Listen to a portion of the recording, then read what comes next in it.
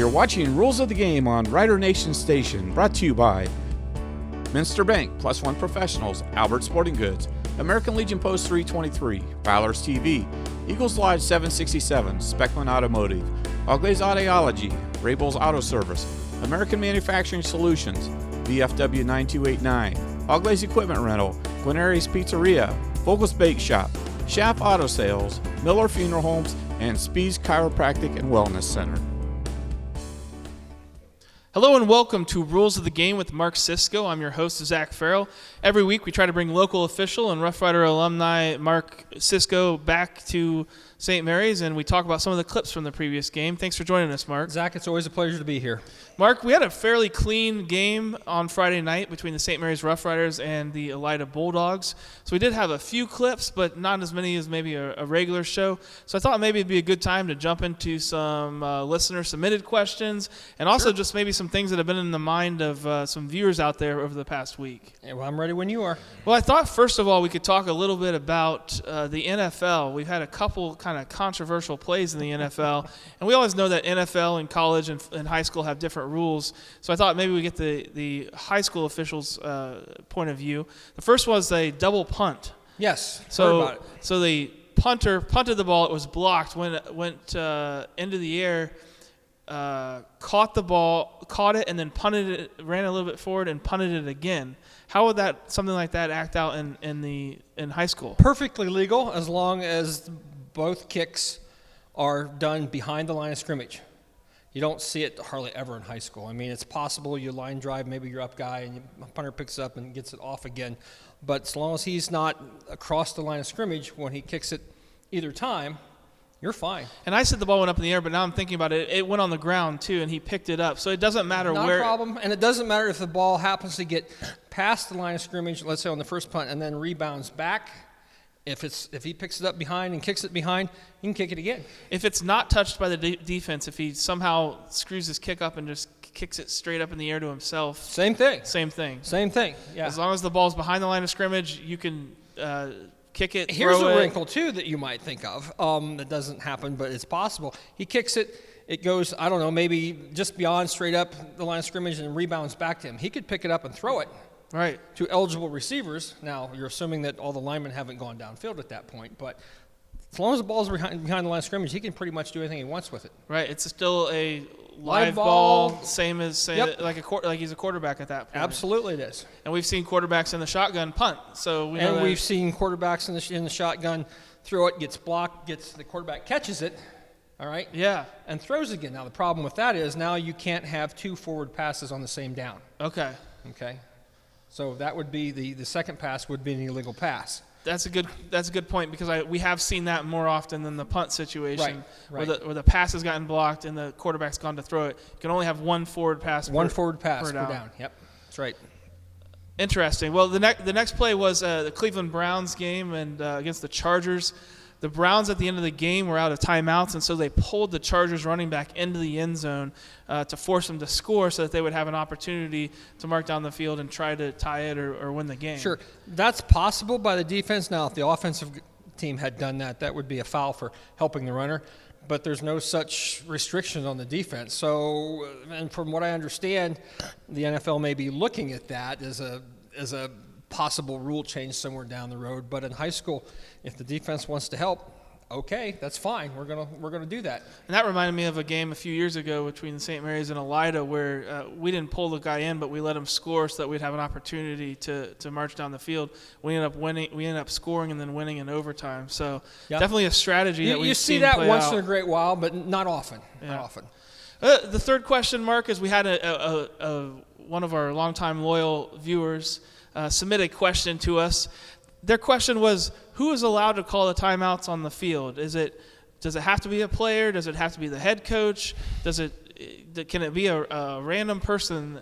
Who calls the timeout on the field? All right, the rules say that any player can call a timeout. The head coach is typically will take the responsibility. He can also designate maybe the defensive coordinator or someone else on the sideline to call timeouts as well. So you got the players, and then you've got the head coach and possibly an assistant that might get that responsibility. And we see it's about 50-50 as we go through a season, 50% of the time the head coaches retain full responsibility, and the other 50% they'll give the added responsibility to it, like a defensive coordinator or something like that. Do they need to tell you that before the game starts? They do, because we can't accept timeout calls from anybody other than who's designated to call the timeouts.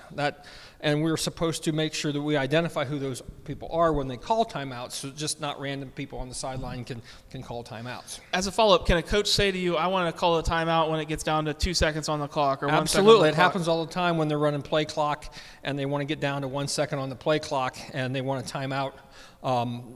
Call it that. And we'll take that, but my response to the coach is, all right, I want you standing here when that happens, and I want you to give the signal and verbalize that to me as well. And they're happy to do that because they, at that point, have nothing else to do except wait for the time to run down. Right. So, yes, that's very possible. And it happens a lot. They're making sure that you're anticipating it. But everybody's looking at the clock, and then by that time, me as a referee in the middle of the field have identified our wing guys who are out there going, hey, they're going to give me a signal that we're going to call this timeout. So we're all going up at the same time to make sure the timer knows and everything gets stopped. And can it be any player on the field on the sidelines, or what constitutes a player? A player is someone that's in the game, that's either has ran the previous play, or a player is also someone who can step off the sideline, let's say a substitute, and come into the game, and the second he communicates with an official, he becomes a player at that point as well. Okay. So a lot of times you see that the coach may want to have a coach-referee conference, and he'll maybe send a kid out and say, hey, tell the ref that we want a timeout for this. And as soon as he steps on the field and communicates with us, he becomes a player, and then therefore he can call timeout as well. So just being sit on the field as a player means you're a player for that timeout. Well, if you're just sent on the field from the sideline to replace another player, you're a substitute until you get in the huddle or in the formation. Okay. So there's little differences there. Yeah. But quite honestly, if they're come out to call timeout and the coach has sent them out, we're going to grant it. Yeah, it's not going to be nitpicky that way. Well, we're going to jump right into the clips here, Mark. This first one I thought was a missed false start there. It sure looked that way from the wing back there. It looks like possibly. St. Mary's got a little bit lucky. A little bit. Yep. Yeah, the running back on the back left just took a step a little bit too early there. It sure looked that way to me. Yep. Not to worry, though, because the very next play, I think it was a different running back we see on the outside there. Oh, and that one got called. And he knew it too because he stopped. And right. That's just like throwing your hands up, say, "Hey, look at me! I just fouled. Throw the flag." Yep. And it's a basic sort of thing, but it's something that I thought it's very interesting to watch two of them. Well, that got missed, and then Was this early in the game? Time. Very early in the game. Hyped up, ready to go. Things are happening. I get that. Yep.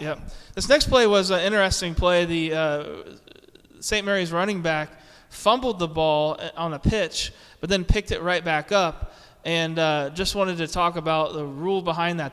That ball is still live, right? Oh, that ball is still live. And quite honestly, not to correct you, but he didn't fumble the football. He never had it. Sure. So basically what you have there is a backward pass, and he muffed the football. There's a distinction, in the rules between a muff and a fumble. And statistics-wise, maybe that shouldn't have counted as a fumble then, because I think it got counted. Statistics-wise, it's not a fumble. It's a backward pass. Okay. And he muffed it, so that doesn't count as a fumble. But he sure can pick that ball up, and the ball's thrown backwards. Its initial direction was backwards, so any player at that point could pick it up and go with it. I'll have to say something to Andy Ramel. Maybe we'll get the Rough Riders one of their turnovers back. Or something. It was a good recovery by the running back. I mean, a lot of times defense will fall on that, and you're going the other way. Yeah. Well, this next play that we had was another false start. So, again, didn't have a ton of clips, but I thought we'd just look at some of these here. And here's the interesting part. I didn't see it. I had trouble seeing it there. I mean, it looks like the umpire's throwing it. He throws it towards the right side of the offensive line, and he comes in and makes the false start guard or tackle make maybe 52 or next to in the tackle spot make a movement possibly that caught the umpire's attention because he's going to be looking right at those linemen right in the middle. Now we do have something was wrong. The end zone view, and fortunately on the end zone view you can see it a little bit better. So you set me up is what you did. I forgot that we had another view. Yep, there it was. Just a flinch. It was the guard. Yep, he trying to get a head start on the pulling and getting up into the hole. So that happens once in a while. Well, Mark, this next play was probably I I think the most interesting play that we had for the game from an official standpoint. Okay. This was a run to the outside. Actually, this was a pass caught down the middle of the field by Braden Hilmegarn. And immediately there's a block in the back called on the other receiver right there, and then a hurdle by Braden Hilmegarn. Oh, yeah, and let's see that when again. Joe and I saw it in the press box, we both thought, oh, that's illegal, because we know we've had many rules of the game talk about hurdles. Right? So is that, first of all, should there have been 2 flags on the play for both of those if it was a hurdle? And second of all, was that a hurdle? Yes and yes. Okay. The block in the back is definitely there. I mean, the kid turns his back on him and he pushes him down. That's a foul. And the running back goes up, tries to avoid him. But if you look at, and I saw a still of this, the defender definitely has his foot on the ground when the running back goes over the top of him. So it's not like he's diving in the air at him, all right? Now, if he had no feet on the ground, all right, or if he'd had other than just one or both feet on the ground, that would have been perfectly legal. But, you know, he's got 1 foot on the ground at this point, and he's going up. That is a hurdle. You can't go over the top of him like that, and that should have been flagged as well. Now, how would that get penalized then? you only have 1 foul penalized. All right, both of them were live ball fouls, and you can only pick one. And obviously, they're going to take the one probably that's furthest back because those are spot fouls. And this is the end zone view of the same play, and you just got another angle here of the hurdle now. Is what That's I can a hurdle. officially call it a hurdle. That's a hurdle. Yeah, play came back anyway. Right. And they used the block in the back spot. So yes, I would say that was a hurdle. But again, we're sitting here watching it multiple times. The official, he's got a lot going on. Yeah. And he maybe thought, well, maybe it wasn't over the top. He was avoided him or something like that. That's possible. Is he also thinking that because he already knew that it was coming back, he wasn't as worried about calling that, or is that a no-no? You're supposed to call it no Probably matter not. what? I mean, if you see it, you should call it. Maybe he didn't have another flag in the pocket. Maybe, I don't know, but that should have been called, in my opinion, based on the clip right there. Well, this next play that we had was a great run from the Rough Rider running back.